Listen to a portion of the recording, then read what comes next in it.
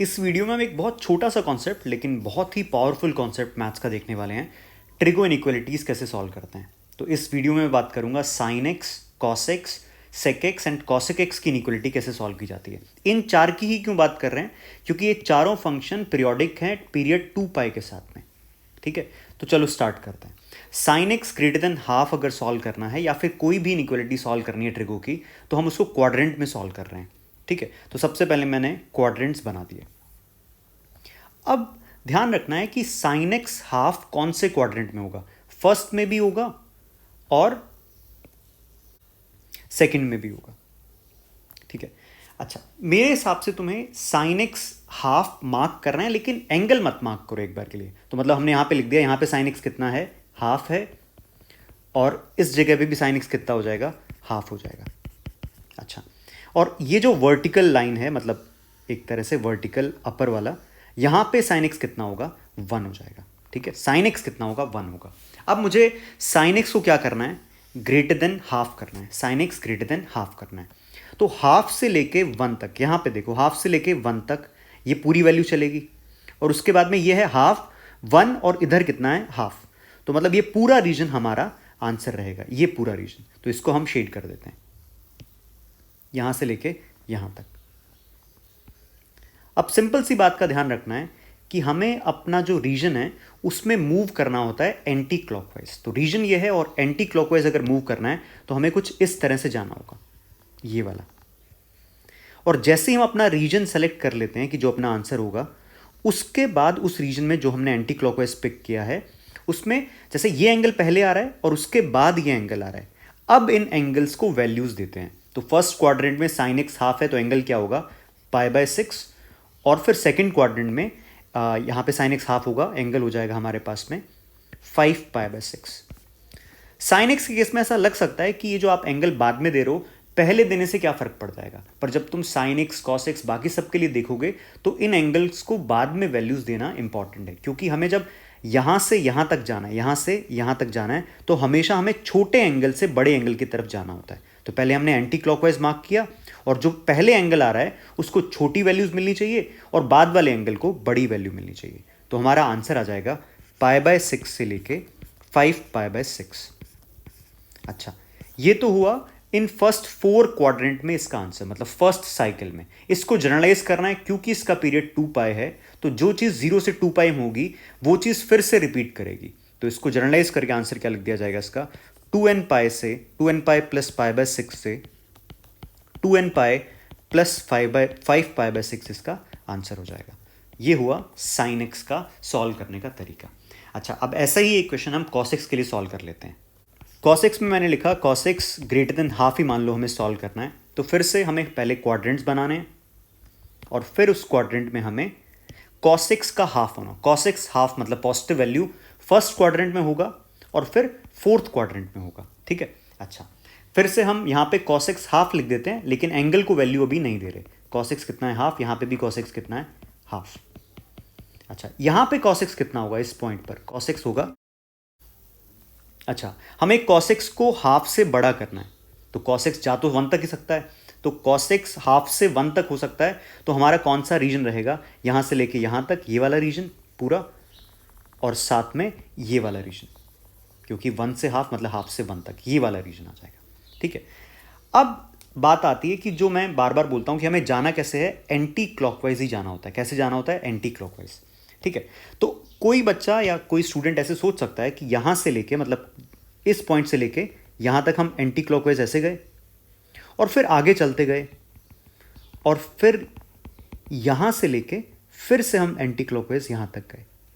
ठीक है, ठीक है, क्या ये रीजन हमारा आंसर रहेगा, बिल्कुल रहेगा। क्या हमने इस पूरी रीजन को पिक कर लिया है, बिल्कुल पिक कर लिया है। तो इस जगह पर जब cos x 1 है, तो यहां पे पहला एंगल क्या रहेगा, x 0, और फिर cos x हाफ कब होगा, फर्स्ट क्वाड्रेंट में cos x हाफ होगा π/3 पर। और फिर हम चलते गए, सेकंड क्वाड्रेंट में आए, फिर थर्ड क्वाड्रेंट में आए, फोर्थ क्वाड्रेंट में cos x हाफ कब होगा, 5π/3 पर। अच्छा, अब बात यह है कि जब हम 5π/3 से आगे की तरफ जा रहे हैं एंटी क्लॉकवाइज, तो 5π/3 के आगे वाला एंगल 0 नहीं लिखना, फिर बड़ा एंगल होना चाहिए 5π/3 से। तो एंगल क्या हो जाएगा, 2π। तो हमारा आंसर रहेगा 0 से π/3, यूनियन 5 पाई/3 से 2 पाई। ठीक है, 0 पर क्लोज ब्रैकेट, पाई/3 पर ओपन ब्रैकेट, 5 पाई/3 पे ओपन ब्रैकेट, 2 पाई पे क्लोज। 0 और 2 पाई पे क्लोज ब्रैकेट इसलिए क्योंकि cos x 1 होगा वहां पे, तो हमें वो इंक्लूड करना है। अच्छा, इसको अब जनरलाइज करने के लिए हम क्या कर देंगे, इसमें 2n पाई ऐड कर देंगे, क्योंकि cos x पीरियोडिक फंक्शन है, पीरियड 2 पाई है, तो ये रहेगा 2n पाई से 2n पाई प्लस पाई/3 यूनियन 2n पाई प्लस 5 पाई/3 से 2n पाई प्लस 2 पाई। ठीक है, ये बिल्कुल सही अप्रोच है, बिल्कुल सही किया है हमने। लेकिन इसी चीज को हम एक और तरह से भी देख सकते हैं, मतलब जो हमने रीजन पिक किया है इसको लिखने का तरीका थोड़ा डिफरेंट भी हो सकता है, तो वो देखते हैं। तो वही मुझे cos x greater than half देखना था, क्वाड्रेंट बना लिए, वही सेम अप्रोच वापस कर रहा हूं, ये मैंने मार्क कर दिया। यहां पे cos x कितना है, हाफ, और फिर फोर्थ क्वाड्रेंट में वापस cos x कितना है, हाफ, और हमें चाहिए यहां पे cos x कितना है, 1। हमें ये पूरा रीजन चाहिए। इसको अगर मैं एंटी क्लॉकवाइज सीधा यहां से लेके, इस पॉइंट से लेके यहां तक चला जाता हूं एक साथ, तो क्या ये एंटी क्लॉकवाइज इस रीजन को पिक करना हो गया? बिल्कुल हो गया। ठीक है, तो अब फोर्थ क्वाड्रेंट में cos x हाफ होगा 5 पाई/3 पे, बिल्कुल सही बात है। पर हमारी जो बात हुई थी कि अगर हमें एंटी क्लॉकवाइज जाना है और इस एंगल से इस एंगल की तरफ जाना है, तो जो पहले एंगल है वो छोटा होना चाहिए और बाद वाला एंगल बड़ा होना चाहिए। तो अगर मैं cos x half first quadrant में पाई/3 पर ले रहा हूं, तो ये जो एंगल है नीचे वाला, ये वाला जो एंगल है, ये फिर 5 पाई/3 नहीं हो सकता, छोटा होना चाहिए। तो फोर्थ क्वाड्रेंट में 5 पाई/3 की जगह उसको क्या मार्क किया जा सकता है, -पाई/3। तो ये हमारा आंसर आ जाएगा -पाई/3 से पाई/3, कौन से ब्रैकेट में, ओपन ब्रैकेट में। और इसी चीज को जनरलाइज कर देंगे हम 2n पाई के साथ में, 2n पाई -पाई/3 से 2n पाई प्लस पाई/3।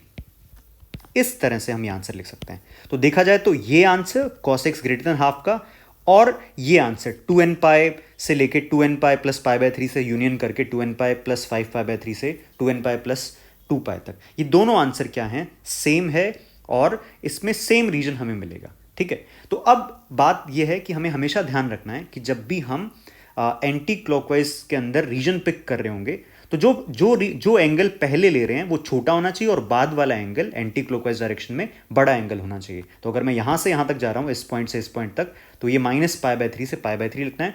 इसी चीज को लिखने का दूसरा तरीका कि पहले मैं 0 से पाई/3 तक गया, फिर आगे मूव किया, और फिर 5 पाई/3 से 2 पाई तक गया। तो ये आंसर और ये आंसर दोनों सेम है। अब एक चीज देख लेते हैं कि जो मुझे ऐसा लगता है काफी सारे लोग इसको गलत तरह से कर देते हैं, तो वो उस मिस्टेक को कैसे अवॉइड किया जा सकता है वो देखते हैं। तो जैसे मान लो लिखा हुआ है log of sin x/2 to the base 2 is greater than -1। तो सबसे पहले log की इनइक्वालिटी है, log का बेस कितना है, log का बेस 2 है, विच इज ग्रेटर देन 1। तो log हटेगा जब, तो इनइक्वालिटी का साइन चेंज नहीं होगा। तो यहां से आ जाएगा sin x/2 greater than 2 to the power -1, मतलब हाफ। तो हमें चाहिए sin x/2 greater than half. अच्छा, ऐसा अगर तुम्हें लग रहा है कि सर log के अंदर की क्वांटिटी बाहर आई है तो वो पॉजिटिव भी होनी चाहिए, तो देखो sin x/2 को मैं ग्रेटर देन हाफ कर रहा हूं, तो वो ग्रेटर देन 0 सर्टेनली होगी, तो उसको चेक करने की जरूरत यहां पे नहीं है। तो चलो sin x/2 greater than half करना है। अच्छा, इसको अगर हम ध्यान से देखें तो x/2 को एक बार के लिए हम अपने मन में थीटा मान सकते हैं कि हम बात कर रहे हैं sin theta greater than half की। तो फिर से उसी क्वाड्रेंट पर आ जाते हैं, और हमने कहा कि sin x/2 हाफ कब कब हो सकता है, फर्स्ट क्वाड्रेंट में हो सकता है और सेकंड क्वाड्रेंट में हो सकता है। ठीक है, तो हमें sin x/2 हाफ चाहिए, तो ये वाला रीजन हमारा आंसर होगा। तो यहाँ पे sin x/2 कितना है, हाफ है। तुम चाहो तो एक बार के लिए sin थीटा हाफ लिख सकते हो, यहाँ पे भी sin x/2 कितना है, हाफ है। तो हमें चाहिए ये रीजन यहाँ से लेके यहाँ तक, कौन सी डायरेक्शन में, एंटी क्लॉकवाइज डायरेक्शन में। ठीक है, अच्छा, अब अगर फर्स्ट क्वाड्रेंट से सेकंड क्वाड्रेंट में जाना है, sin x/2 हाफ रखना है, या फिर sin थीटा x/2 को थीटा माना है, तो थीटा कितना हो जाएगा, पाई/6, और यहाँ पे आ जाएगा 5 पाई/6। तो अपना आंसर रहेगा x/2 बिलोंग्स टू पाई/6 से 5 पाई/6। ध्यान रखना मैं x/2 ही लिख रहा हूं, x/2 बिलोंग्स टू 5 पाई/6 टू 5 पाई/6। अच्छा, अब गलती ये होती है कि स्टूडेंट्स क्या करते हैं, x by two belongs to आ गया, अब पहले इसको वो क्या कर देते हैं, x belongs to pi by 3 से 5 पाई बाय 3 लिख देते हैं, और फिर इसको जनरलाइज कर देते हैं कि 2n pi plus pi by 3 से 2n pi plus 5 pi by 3, जो कि गलत है। x बिलोंग्स टू, ये चीज़ क्या है, गलत है, ऐसे हमें नहीं करना। तो मैं तुमसे कह रहा हूँ कि x बाई टू का आंसर आया, अब x बाई टू को ही जनरलाइज कर देना है इसके पीरियोडिक नेचर की वजह से। तो हम यहाँ पे लिखेंगे x by two belongs to 2n pi plus pi by 6 से 2n pi plus 5 pi by 6। तो हम किसको जनरलाइज कर रहे हैं, x बाई टू को।